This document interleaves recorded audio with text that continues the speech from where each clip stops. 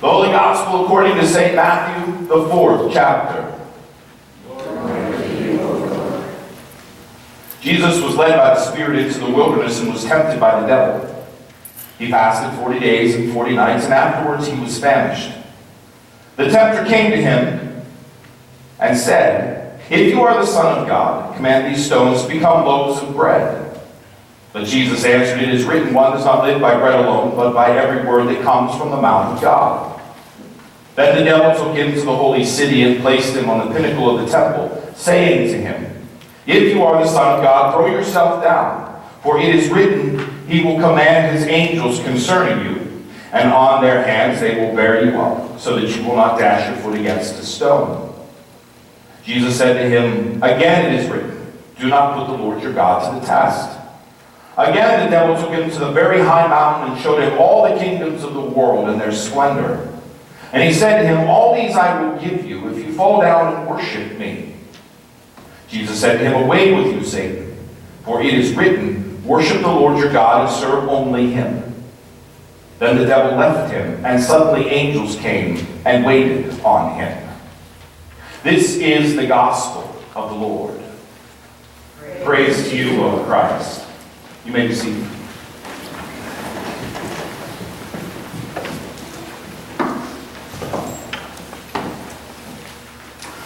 So here we are in Lent. Now Lent tends to be a difficult season. A difficult season on a number of levels.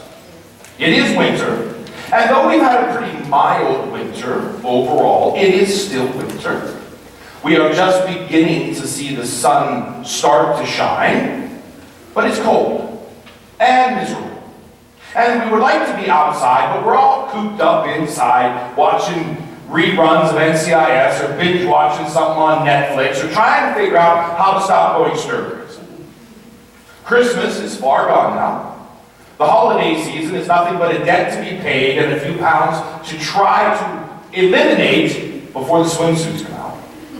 Easter is still far off, and it doesn't quite have the social allure of Christmas.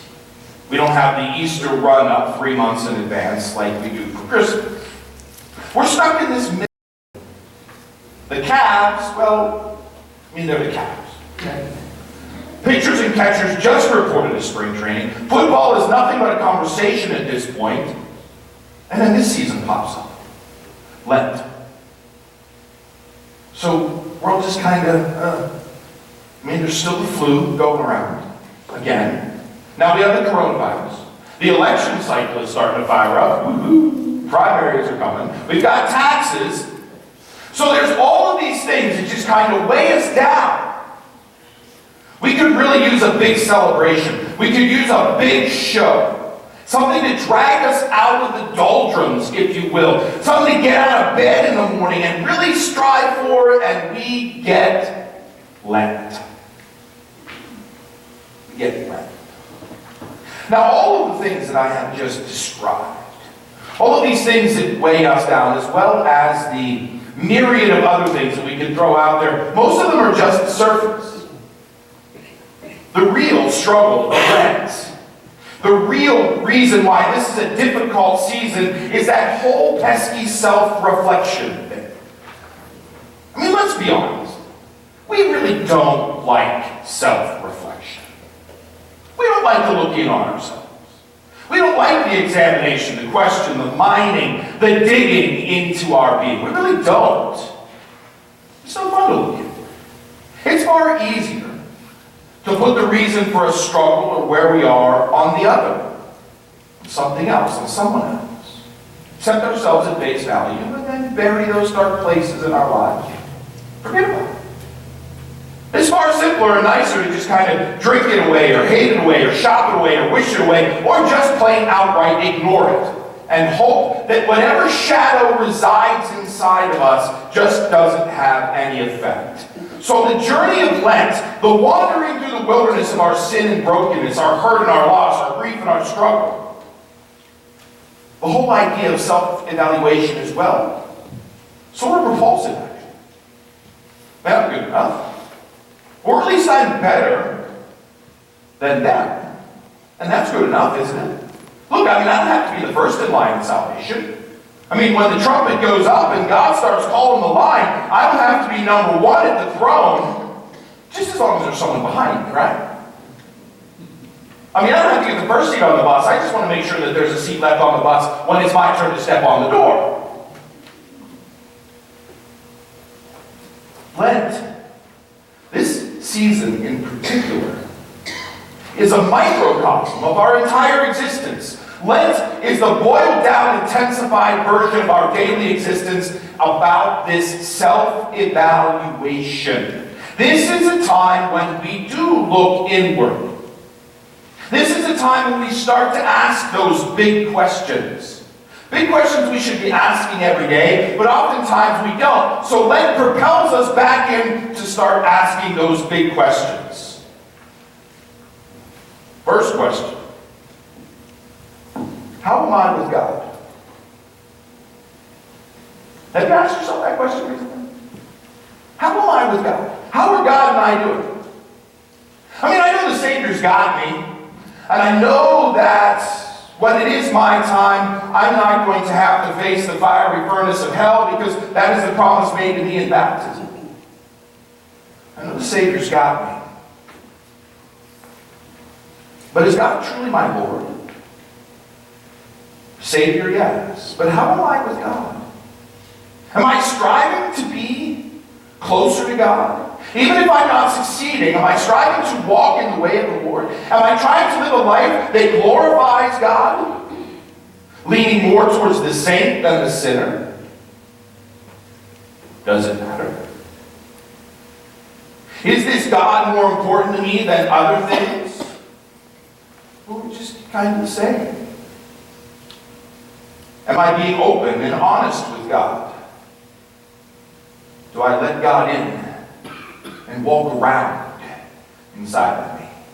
Or do I have that little spiritual foyer that I open the door and let God in and say, okay, God, come on in here, and here's your sitting room. Have a seat, I'll be with you in a minute.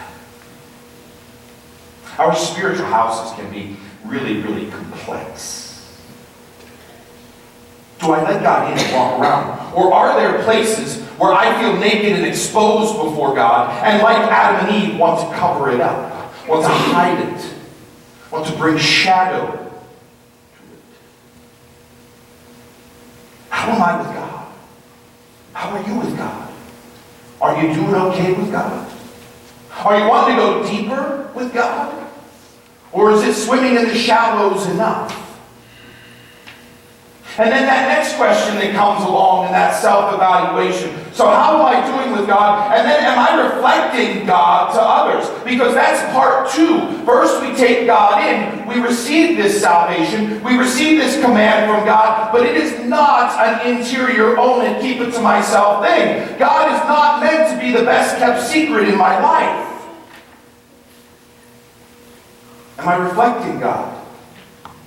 When people look upon me, when people look upon you, do they see God? Is God seen and shown to my spouse, to my family, to my friends, to my co-workers? Do my brothers and sisters in the faith community see God? And I'm not just talking religious-wise, though that is important. We can go another conversation now about this whole deconstruction of religion versus spirituality. But we won't go there today. But not just religious-wise, but life-wise. Are you representing God? Are you showing God to others? These are big questions. This is Lent. This is what this season is all about. Where am I? Who am I? Who do I belong to? Am I longing to be more for God? Am I enough? Is that okay? Is God okay with that? These are deep questions in a deep time. And they're supposed to be hard.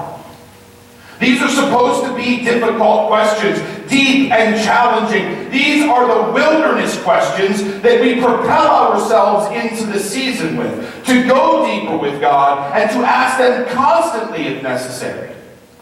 Lent is a time of digging into the self, looking deeper so that we can continue to move forward with God. We come back here every year. We come back to Lent every year so that we can once again come back and figure out who we are, whose we are, where we are. Because we can go nowhere until we do that. That's how GPS works, right? I mean, you want to drive to Key West. Sounds fun, doesn't it? So you go on your computer, you type up Key West, and you get that little Google Maps and satellite. But it's a very different drive from Alliance than it is from LA. We know where we want to go, but we need to make sure we know where we are. These are the questions. These are the digging deep. How am I doing with God? Is God more than just my Savior, my get out of hell free card? Am I striving to be deeper with God? Because from here, my friends, from here we're going to go to the table, to the betrayal, to the garden, to the cross, to the tomb. This journey ends in death. It started there. What you hear on Wednesday? Remember, you are dust, and to dust you shall return. You are going to die. This journey ends with death. The Lenten season concludes when Jesus breathes his last. This is the time for us to dig deep so that when our Savior hangs on the cross, we can stand with him, exposed with him, so that the true light that comes 3 days later can pierce all of our being. Lent is a time for self-reflection, self-evaluation. And we're going to keep going back there time and again and time and again. Yeah, this is a tough season, my friends, but it is meant to be. This is meant to be difficult. So that when we peer into the empty tomb on Easter Sunday morning, it is not just another day. It is not just another celebration. It is not just another reading of the gospel, but it is God reaching into our own death and pulling us out. But the only way that we can really, truly experience resurrection is just to figure out how dead we are. And so we spend these days reflecting, figuring that out, so that we can stand before the empty tomb and experience the power of that Easter Sunday. Be of good courage, my friends. Look deep. Allow this season to be truly what it is, a season of self-reflection and examination. Allow the light of God to pierce those shadowed places in your life, so that when the Savior walks out the tomb and the dead are raised, what is dead in you is raised.